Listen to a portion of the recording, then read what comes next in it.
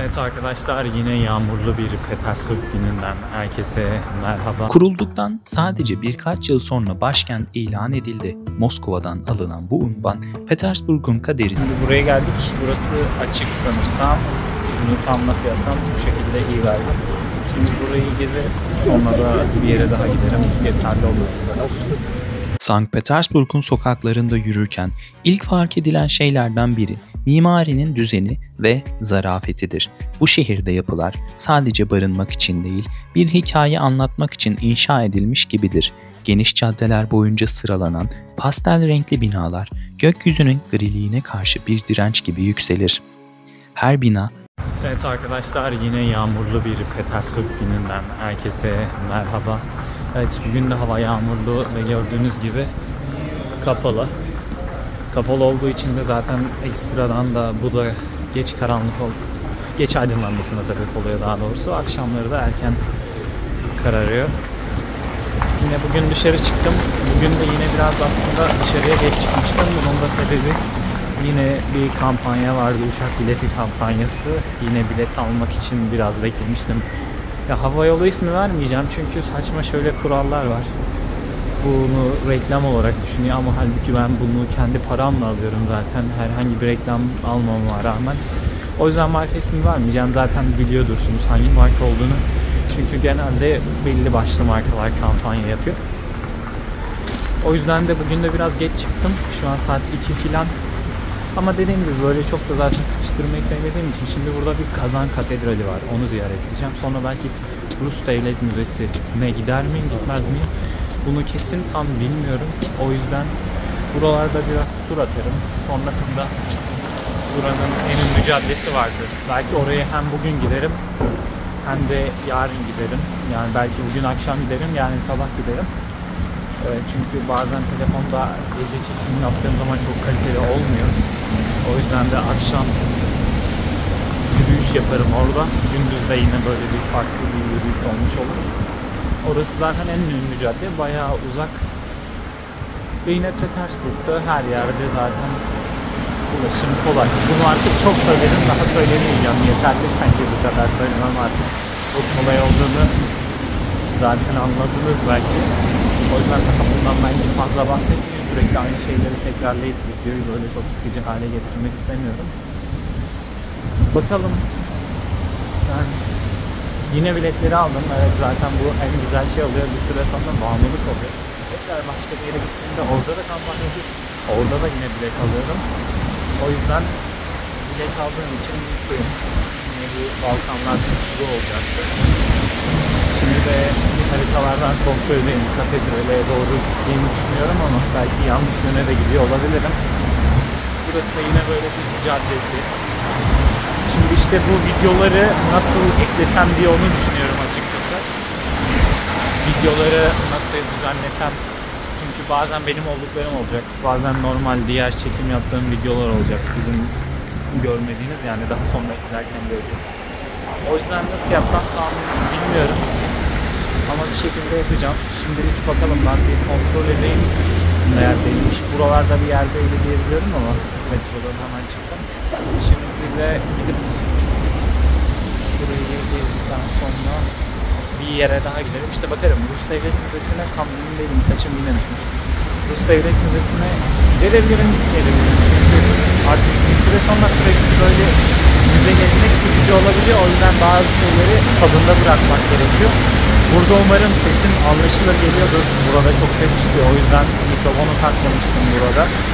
Bakalım, ben şimdi kaçtım, görüşürüz. 1703 yılında Rus Çarı Büyük Petro'nun kararıyla Neva Nehri'nin bataklık kıyılarında temelleri atılan bir şehir burası, Sankt Petersburg.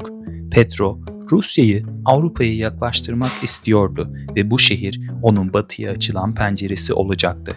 Bu yüzden Petersburg, klasik Rus şehirlerinden çok farklı olarak planlandı. Düz geniş caddeler, simetrik yapılar, taş köprülerle birbirine bağlanan kanallar, her detay Avrupa'yı bir şehir hayaline hizmet ediyordu. Kurulduktan sadece birkaç yıl sonra başkent ilan edildi. Moskova'dan alınan bu unvan Petersburg'un kaderini değiştirdi. sanatçılar, mimarlar, bilim insanları bu yeni başkente davet edildi. Barok ve neoklasik mimarinin en zarif örnekleri burada yükseldi. Binalar sadece yapı değil, aynı zamanda birer mesajdı. Rusya, Batı ile rekabet edecek bir imparatorluktu. Günümüzde sokaklarda yürürken hala bu büyük vizyonun izlerini görebilirsiniz. Nevski Bulvarı'ndaki düzen, kanal kıyısındaki tarihi yapılar ve meydanlara açılan geniş caddeler, her biri Petersburg'un yalnızca bir şehir değil, aynı zamanda bir sembol olarak inşa edildiğini gösteriyor. Bugün bile bu sokaklar geçmişin izlerini ve Petro'nun vizyonunu sessizce anlatmaya devam ediyor. St. Petersburg'un merkezinde yükselen Kazan Katedrali sadece mimari bir başyapıt değil, aynı zamanda Rus tarihinde derin izler bırakmış bir simgedir. 1801 yılında inşasına başlanan bu görkemli yapı, mimar Andrei Voronik'in imzasını taşır. Roma'daki St. Peter Bazilikası'ndan ilham alınarak inşa edilen katedralin en dikkat çekici kısmı, yarım daire şeklinde çizilmiş 96 dev sütundan oluşan sütunlu galeridir. Bu etkileyici dış cephe katedrale adım atmadan bile güçlü bir izlenim bırakır.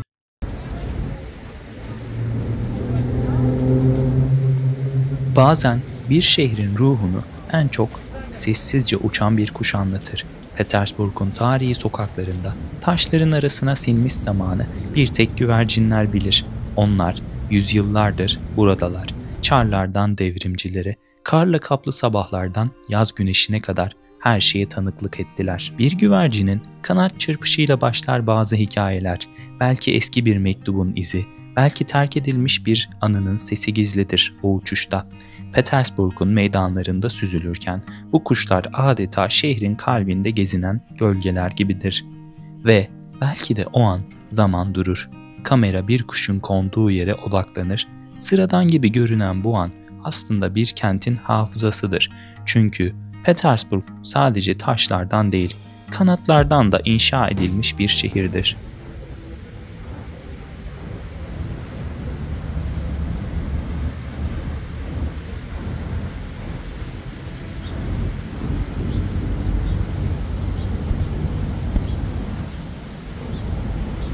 Yine bir güvercin saldırısına uğradık. Şöyle her taraf güvercin de şu an biraz sayılarından fazla. Şu tarafta. Bunlar zaten her türlü iklim koşuluna uygun olduğu için gittiğim bütün ülkede güvercinler var. Hiç fark etmiyor soğuk sıcak. Her iklime uyum sağlıyorlar. O yüzden her koşulda yaşayabiliyorlar. Yine burada da çok fazla varlar. Her yerdeler. Soğuğa gerçekten iyi dayanıyorlar. Bayağı dayanıklı hayvanlar. Şimdi de Kazan Katedrali'ne geldim. Burada içine giriş var sanırsam. Yani çünkü bazı yerlerin bazı günler kapalı olduğu için ben de bunlara çok bakmıyorum bazen. Çünkü gezecek çok yer olduğu için kapalı olsa bile başka yere geçerim diyorum. Şimdi buraya geldik. Burası açık sanırsam. Şunu tam nasıl yapsam bu şekilde iyi galiba. Şimdi burayı gezeriz. Sonra da bir yere daha giderim. Yeterli olur bu kadar. Bakalım neler olacak. Mikrofonu takmadım. Umarım sesim anlaşılır. Değilse de arkadan playback yapacağım. Ama anlaşılır olduğunu düşünüyorum çünkü biraz ses var ama almıştır yine de benim sesimi. Şöyle arkada da şöyle farklı mimaride bir bina var. Yani buradaki mimarisi gerçekten çok farklı. Çok değişik mimariler var. Ama en güzel şey farklı bir kentleşme çok fazla yok. Yani genelde mesela burada şu tarz binalar varsa buranın komplesi bu tarz. Yani araya farklı yapıda bir bina eklememişler. Bu da gayet güzel. Moskova'da da böyleydi. Yani oradaki bina tarzı nasılsa öyle. Mesela uzun binalar da var ama bu bölgede uzun bina çok fazla yoktu. Şu arka tarafta genelde bu şekilde binalar. Şimdi buradan devam edelim. Sonrasında içini gezdikten sonra birkaç yere daha gideriz.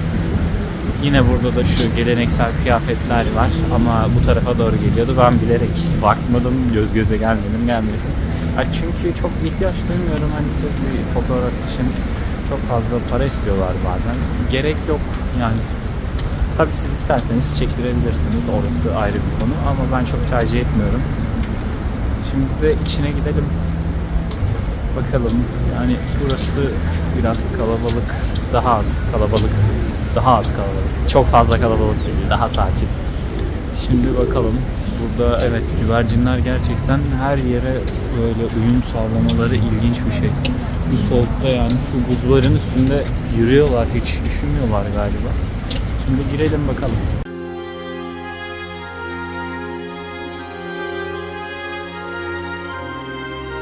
İçeriye adım attığınızda ise bambaşka bir atmosferle karşılaşırsınız. Yüksek kubbeler, karanlık taş sütunlar ve altın işlemeli ikonalar arasında dolaşırken tarih sanki üzerinize siner. Burası sadece bir ibadet yeri değil, 1812 Napolyon Savaşı'nda kazanılan zaferin anısını da taşır. Ünlü komutan Mikhail Kutuzov'un mezarı da bu katedralin içinde yer alır. Tam girişte, sessiz ama gururlu bir şekilde durur. Sovyet döneminde bir süre müzeye dönüştürülen katedral günümüzde hem ibadete açık hem de ziyaretçilerini ağırlayan bir mekandır. İç mekanın loş ışığı, sessizliği ve dini ikonalarla bezenmiş duvarlarıyla Kazan Katedrali, St. Petersburg'un hem ruhunu hem tarihini yansıtan en özel yerlerinden biridir.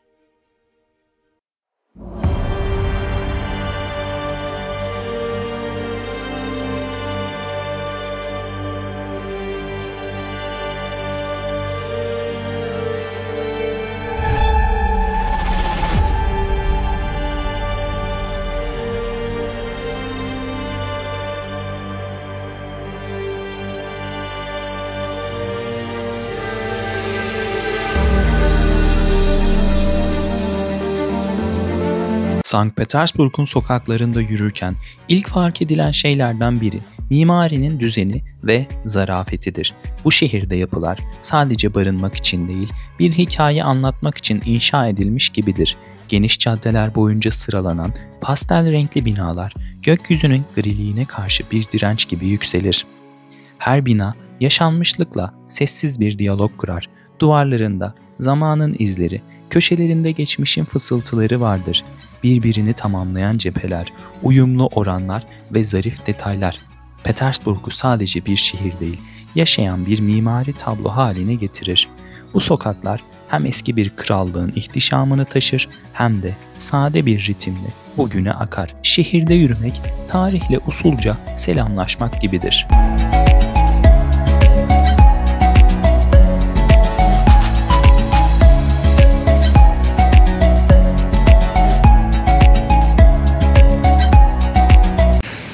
Evet arkadaşlar, tekrardan ben geldim. Yürürken aynı zamanda da yine biraz böyle şehirle ilgili görüşlerimi paylaşayım dedim. Belirttiğim gibi Moskova'dan daha sakin. Şu an ben Ocak ayında buraya geldim. Ocağın sonlarındayız. 28 Ocak bugün. Yani her mevsimde gelinebilir çünkü her mevsimde farklı bir güzelliği var. Tabii ki doğal olarak soğuk oluyor ve kuzeye de daha yakın olduğu için bunun da ekstra etkisi oluyor. Şu an saat 5'i 10 var ve hava da ben geldiğim günden beri neredeyse kapalıydı. Hiç açık olmadı diyebilirim. Sadece ilk gün böyle biraz açıktı. Sonrasında hep kapalıydı. Ama tabii kışın da gezilebilecek bir yer. Yazın gelirseniz yazın büyük ihtimalle daha güzel oluyordur şehir. Fiyatlar hakkında genel olarak uygun bir şehir ve bana göre Moskova'dan da daha uygun bir şehir hatta. Özellikle konaklamada ben otel rezervasyonlarını yaparken dikkatim çekmişti. Önce de ara sıra böyle bazen bakıyordum.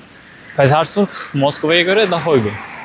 Yani fiyat performans olarak baktığımız zaman da gerçekten Petersburg'un fiyatının daha uygun olduğunu söyleyebilirim. Yemek fiyatları ortalama olarak aynı. Bir market videosu çekmeyi düşünüyordum böyle kısa 2-3 dakikalık, belki de 4 dakika olur bilmiyorum. Orada böyle genel temel gıda ihtiyaçlarının fiyatlarını gösterecektim. Yani genel olarak her şey ucuz. Hatta yanlış hatırlamıyorsam yani et fiyatları, tavuk fiyatları daha uygun. Yani sebze biraz daha pahalı açıkçası burada sanki. Ya diğer gıdalara karşılaştırdığımız zaman elbette hani bir etten pahalı olamaz ama hani onlara göre karşılaştırdığımızda, gıda olarak baktığımızda daha sanki pahalı gibi geldi bana. Ama pahalıdan kastım sadece onlara göre. Yoksa bence genel olarak uygun bir şehir. Ya ulaşımda zaten bir sorun yok. Metro var, otobüs, trambüs, tramvay, taksi, her şey var. Ulaşım konusunda da asla sorun yaşayacağınız bir şehir değil. Bunun dışında başka nelerden bahsedebiliriz? Gezilecek birçok noktası var. Şu an ışık yandı mı? Yandı. Hemen karşıya geçelim. Gezilecek birçok noktası var. Yani bu konuda da sorun yaşamazsınız. Tabii yazın geldiğinizde böyle daha merkezdeki uzak yerlere ulaşmak biraz daha kolay olur. Çünkü ben o tarz yerleri de işaretlemiştim. Ama şimdi düşündüm, baktım. Onlara yazın gitmem çok daha mantıklı bence. O yüzden şu an sadece böyle merkezdeki yerleri gezip hem böyle biraz şehri tanımış olurum. Hem daha iyi olur. Sonra yaz zamanında gelmek istiyorum ama bu yaz mı olur, başka bir yaz mı bilmiyorum. Bunun dışında gezi konusunda da bir sorun yaşamazsınız. Fiyatlar zaten genel olarak uygun. Yani buraya bulunduğunuz ülkeden her türlü uçakla gelebilirsiniz zaten. Bir tane havalimanı var burada. Moskova'da 4 tane ya da 5 tane olması lazımdı. 5.'den tam emin değilim. Ama Petersburg'da bir tane ve merkeze de yakın. Moskova'dakiler de aynı şekilde yakında. Şu an hava çok fazla soğuk değil. Sadece biraz ellerim üşüdü. Bu da bildiğiniz gibi tripodu eldivenle rahat kullanamıyorum. O yüzden eldivensiz bir şekilde yaptığımdan dolayı bu beni biraz zorluyor. Şimdi bakalım, buradan giriş yapacağız. Buranın girişi de ben duyan dedim acaba ücret mi alıyorlar, ama normal böyle giriş yapılıyormuş. Böyle bir park burası. Yaz bahçesi diye geçiyordu. Burada da yine çok fazla ağaç var. Ya Rusya'da genel olarak her yerde ağaç görmeniz mümkün. Bunu özellikle uçakta giderken baktığınızda veya normal şehrin dışında havalimanına giderken bu fark edebiliyorsunuz. Ama zaten haritalardan da baktığınızda her yeri böyle yeşil olarak... gerçi yanlış bir şey söyledim. Bunun onunla bir alakası yok. Bu son söylediğimi unutun. Uçakta giderken zaten görünüyor bayağı her yerde orman, su birikintileri mesela çok böyle. Tam göller var ama bunun dışında da hani böyle göl değiller.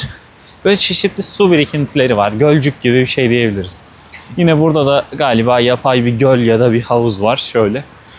Tabii burası şu an kış olduğundan dolayı hem kimse yok hem de böyle yer böyle toprak tarzında bir madde var. Tam toprak da diyemiyorum çünkü toprak değil, toprak tarzında bir madde. Yani genel olarak başka neler söyleyebilirim? Yani şu an düşünüyorum çünkü ilk defa böyle bir şey yaptığım için. Ya tabii ki bununla ilgili içerik çekenler var ama hani böyle copy paste yapmak istemiyorum açıkçası. Böyle kendimce bir şeyler yapmaya çalışıyorum. O yüzden de böyle doğal bir şekilde konuşmak istiyorum. Ya belki şunlardan bahsedebilirim. Ya bunun tam burayla bir alakası yok, Petersburg'la. Hani bu uçak biletleri mevzusu. Hani bazı arkadaşlar, ya çoğu kişi şey gibi gösteriyor. Sanki böyle bir gezmenin bir gizli bir sırrı varmış da. Yani sadece o sırrı onlar biliyormuş. Da kimse başka bilmiyormuş. O yüzden bir gizli bir sırla geziliyormuş gibi. Böyle lanse ediliyor. Benim açıkçası izlenim bu şekilde. Ama arkadaşlar kesinlikle böyle bir sır yok. Yani burada yapmanız gereken sürekli kampanyaları takip etmek veya çeşitli biliyorsunuz internet arama siteleri var. Bunlardan arama yapabilirsiniz. Ben öyle yapıyorum mesela, sürekli oradan kontrol ediyorum, fiyat kontrolü. Hani bunun dışında da açıkçası çok da böyle gizli bir sırrı yoktur gezmenin, uçak bileti almanın. Sadece biraz böyle lanse ediliyor. İnsanlara karşı etkileşim uğruna veya bazı reklam uğruna bu tarz lanse ediliyor. Ama dediğim gibi uçak firmalarının, uçak bileti satan firmaların olur bazen, çünkü uçak bileti satan hani normal bir uçak şirketi değiller. Ancak bilet satıyorlar. Onlar da bazen kampanya yapıyor. Onları takip edebilirsiniz. Çeşitli siteler var. Hani bunlar dediğim gibi bunun gizli bir sırrı yok. Sadece takip edeceksiniz. Ya tabii ki bazen bazı riskleri göz önünde bulundurmanız gerekiyor. Mesela bazen hostelde kalabilirsiniz. Veya normal çok böyle tabii ki kötü yerlerde kalmadım ama bir iki defa mesela Fas'ta kalmak zorunda kalmıştım. Hani böyle biraz risk almak gerekiyor bazı konularda ve risk de kötü bir şey değil. Çünkü risk almak gerekiyor. Risksiz konuşamadım. Konuşabilseydim güzel bir söz olacaktı ama olmadı. Yani risksiz bir hayat yani çok da bence güzel olmaz. Çünkü bir şeyleri feda etmek gerekiyor bazen, konforunuzdan çıkmak gerekiyor. Yani sır olarak görüyorsanız bunlar da bir sır değil aslında. Sadece bence bunlara odaklanın. Hani sürekli bu kampanyaları takip edin. Uçak biletlerine bakın. Gitmek istediğiniz yerdeki otellerin fiyatlarına bakın. Ya burada tabii ki gidip mesela 10.000 TL'lik dolar bazında, euro bazında söyleyeyim. Mesela 100 euroluk, 1000 euroluk yerde de kalabilirsiniz. Evet, bu bir seçenek. Ama 10 euroluk, 15 euroluk bir yerde de kalabilirsiniz. Hatta bazı hosteller, bazı ülkelerde daha da uygun 5 euroya bile konaklayabilirsiniz. Tabii ki 5 euroluk yerde gideyim konaklayın demem. Hani çünkü gerçekten biraz sıkıcı olabiliyor. Bunun dışında ama 10 euroluk 15 euroluklar bile çok güzel. Zaten göstermiştim videoda, Petersburg'daki kaldığım yer 13 euro verdim geceliğine. Ya gayet de çok güzel yani. Hani bazen beklentileri çok fazla yüksek tutmazsanız çok rahat aslında gezebilirsiniz. Ya bu da böyle söylemek istedim sadece, çünkü böyle bir sır varmış. Sadece o sırrı bu kişiler biliyormuş, diğer kişiler bilmiyormuş da. Onlar sadece gezebiliyormuş, böyle yansıtılıyor veya onlar sanki gizli bir sır verince diğer kişiler gezebiliyormuş gibi yansıtılıyor. Ama böyle bir şey yok. Sadece dediğim gibi biraz risk almanız gerekiyor. Konfor alanınızdan çıkmak aslında bu. Konfor alanınızdan çıkmayıp böyle her şeyi birilerinin yapmasını beklerseniz çok zor olur. Ya ben her zaman her şeyi kendim ayarlıyorum. Sürekli bakıyorum, araştırıyorum. Ki bunu tek ben yapmıyorum. Böyle yapan birçok kişi var yani. O yüzden şu an kolum çok ağrıdı ve bence çok da fazla konuştum. Bu kadar yeterli. Yine bu konuları siz yorumlara yazarsınız, bu tarz merak ettiğiniz şeyleri. Yine bunları videolarda ben eklerim aklıma geldikçe. Şu an bu kadar aklıma geldi. Burası da güzel bir parktı, yaz bahçesi. Buradan da böyle küçük bir 2 dakikalık çekim alırım. Yeterli olur.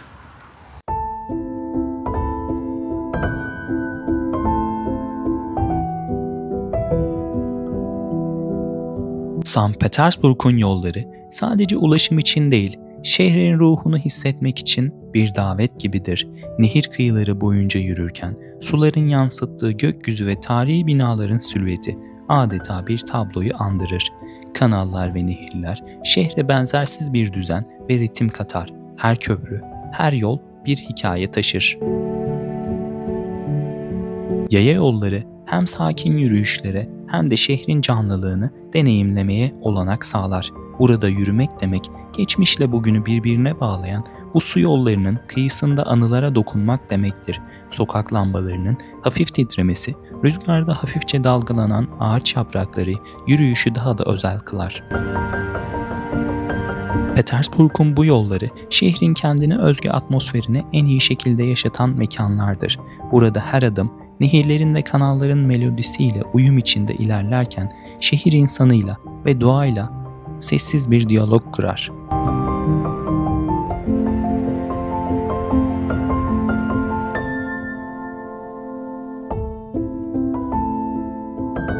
St. Petersburg'un kalbinde mavi işlemeli kubbesi gökyüzüne yükselir. Huzurun ve inancın zarif simgesi. Bu cami şehrin renkli mozaiğinde farklı kültürlerin bir arada yaşadığı, güzelliğin ve derin tarihin sessiz bir hikayesidir.